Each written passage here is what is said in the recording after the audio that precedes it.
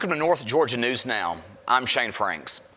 Coming up today in local news, a man has been arrested for mail theft from the Dalton Post Office.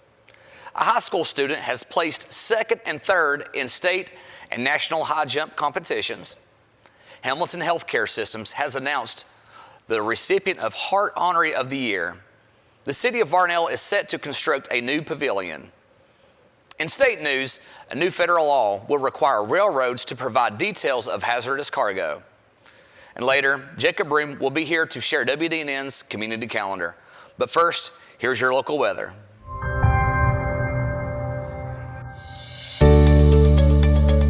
Today's local weather is brought to you by Built Well Bait.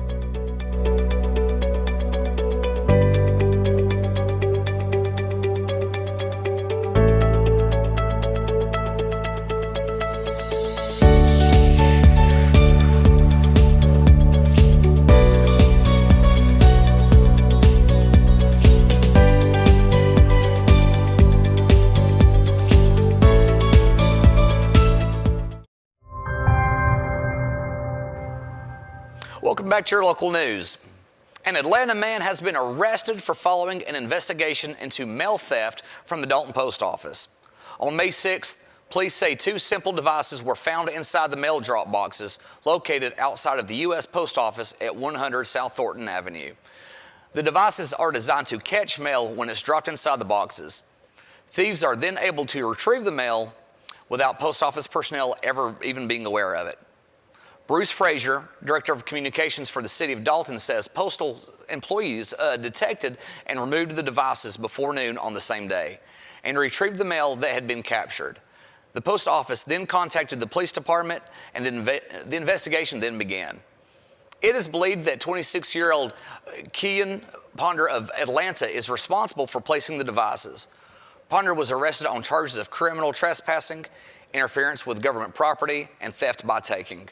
At least one individual has been reported that their checks did not reach their destination, and they suspect they may have been stolen from the drop box that day.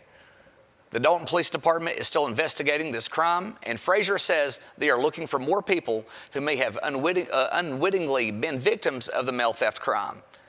Investigators are asking for people to come forward if they believe they might have also had mail stolen. If you mailed items from the U.S. Post Office on Thornton Avenue on May 6 before noon using the outside drop boxes and those items are missing or undelivered, please contact Detective Brian Shirley at 706-278-9085, extension 9-189.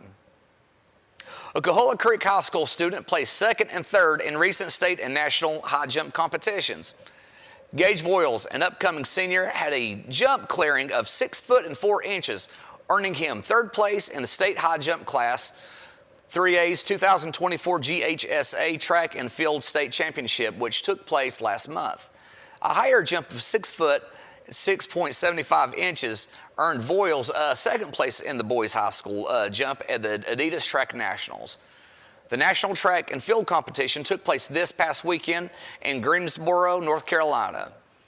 The Adidas-sponsored event brings together the nation's best athletes in track and field in several different age groups and is open to athletes in all 50 states. Athletes qualify for the event based on certain criteria. However, athletes who compete in high school state championships meet are automatically eligible. Voiles received an automatic qualification for his performance in the state high jump competition. Voiles beat out third place finisher Israel Lewis of Virginia and fourth place finisher Chancellor Watson of North Carolina. Voiles' jump fell just a little shy in comparison to Avery Farley, who took first place in the competition with a jump clearing of 6 foot and 8 inches. Voiles finished in second place. Congratulations, Gage. The community is very proud of you. Hamilton Healthcare System has announced the latest recipient of its Heart Honoree of the Year award. Raphael Nocum, Hamilton Medical Center Food Services Supervisor, received the award for 2023. Nocum was nominated for the award due to his quick thinking during an incident which his actions helped keep patients, visitors, and staff safe.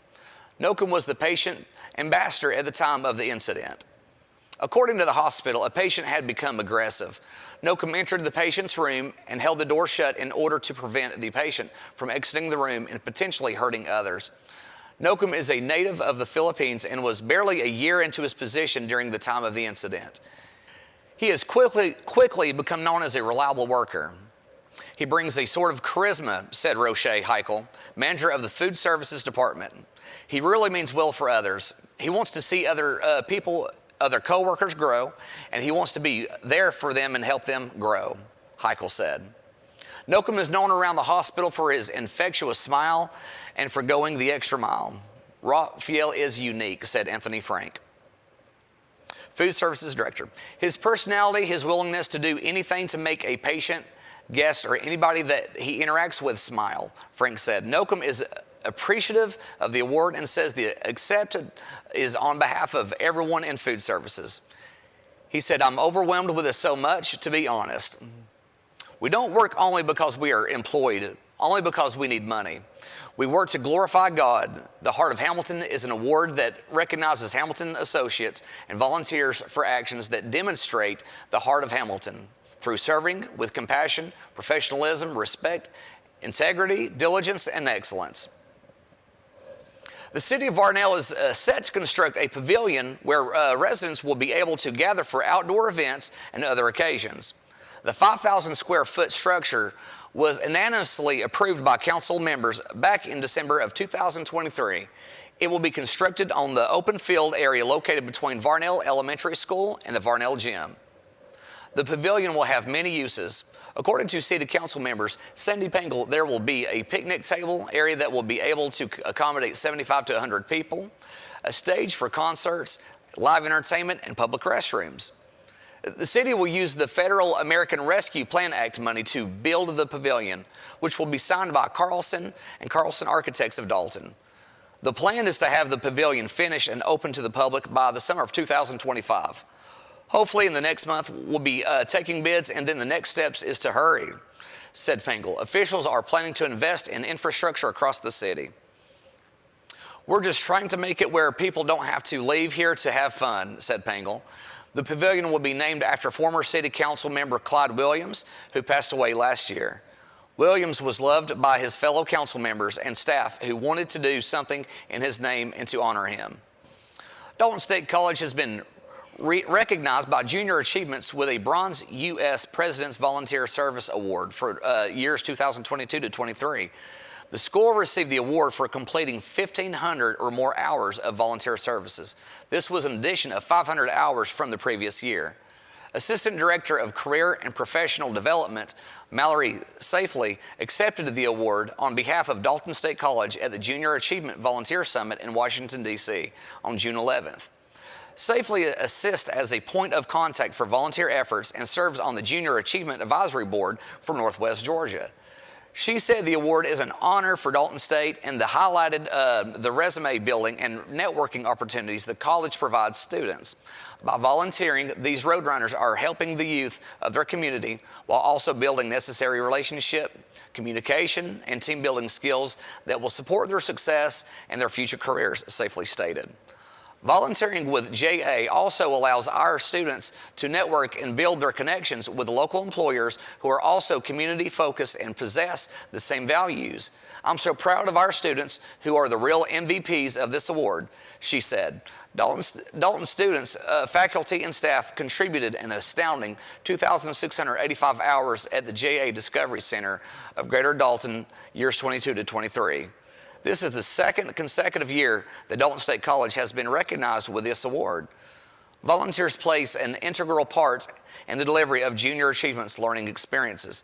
Jack Kowalski, President and CEO of Junior Achievements USA, stated, "We are grateful for the role these partners play in helping Junior Achievements pursue a mission of inspiring and preparing young people for success through the involvement of volunteer mentors.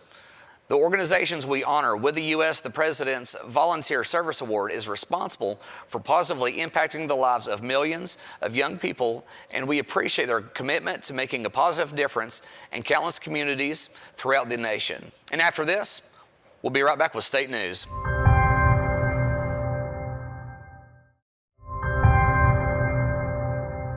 Welcome back. In state news, a new federal rule aims to make sure first responders can find out what hazardous chemicals are on a train after a derailment so they can respond accordingly. The new federal rule was finalized on Monday and hopes to ensure that railroads provide safe details of hazardous cargo immediately following the past disasters, such as last year's Norfolk Southern derailment in Ohio. The local fire chief in East Palestine stated that it took 45 minutes for him to learn what was in the 11 burning tank cars on the train. Responding firefighters risked their lives attempting to extinguish the flames without knowing the correct way to respond. First responders must know exactly which hazardous materials are on a train so they can acquire information in the governor's official guidebook and ensure they have the right protective gear and firefighting tools, according to Tristan Brown, Deputy Administrator of the Pipelines and the Hazardous Materials Safety Administration agency that proposed the rule. Knowing what chemical they are dealing with and how much of it is aboard also affects how big of an evacuation zone must be required to protect the public. There are so many different types of hazardous materials being transported across the country on any given day. 1 in 10 goods that move across the United States, and each one poses unique risks and hazards. Certainly to folks who are running towards a fire, Brown said, but certainly as well for anybody who may be living or working in that vicinity. The rule was published just 1 day ahead of the National Transportation Safety Board's final hearing on the East Palestine derailment, where they will discuss exactly what caused that crash and recommended steps to prevent similar disasters. It's not clear how this rule might have changed the outcome in East Palestine, but more information would have definitely helped responding firefighters. When we return, Jacob Broom will be sharing WDNN's community calendar. But first, here are the obituaries.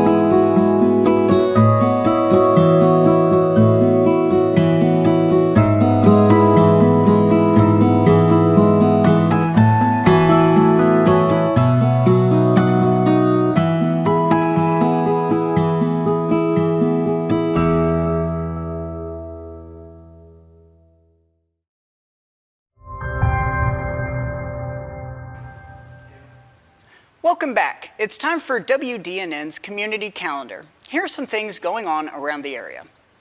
Join KIC Nights, Faith and Family Night, for an unforgettable evening filled with the soulful sounds of Karen Collins featuring Sam Patton and friends.